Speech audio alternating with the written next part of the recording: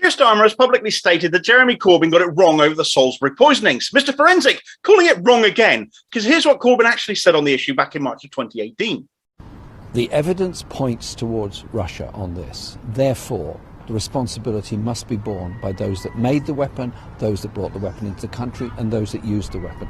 What I was asking was questions about the identity of the weapon, questions about the reference to the Weapons Convention, and also the support of other allies in this. Those are the questions I was asking. That's what oppositions are there for. God forbid anyone ask questions over the issue, but in no way did Corbyn say it wasn't Russia. Indeed, he said the evidence points towards Russia, the burden of proof. You'd think a lawyer would appreciate it more. Actually, it's worse than that, though, because over 5 years, the media and the Tory government and even his own party repeatedly smeared him. Corbyn faced death threats, was assaulted, an attempt on his life was made at Finsbury Park Mosque. So Starmer, just days after being smeared himself in the House of Commons, garnering much sympathy from the establishment press who appear to be under orders to prop him up, has just committed to smear himself against his predecessor, a man he still seems to feel incredibly threatened by and endangering his life again.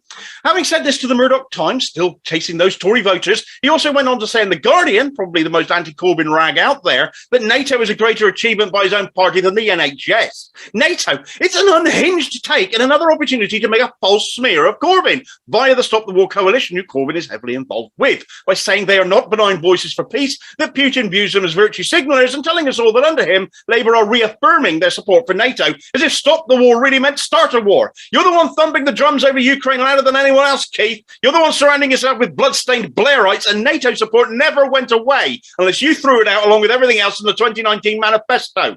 Labour's 2019 foreign policy asserted they were not pacifist, would authorise force if necessary, would back the 2% of GDP spending on defence as per the requirement of supporting NATO, and would replace Trident like for like. Nowhere did Corbyn's Labour not support NATO.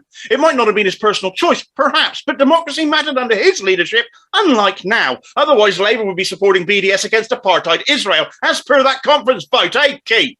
So Smear Starmer smeared Corbyn as he was smeared himself. Anyone who sympathised with him as he got mobbed should be disgusted at him now.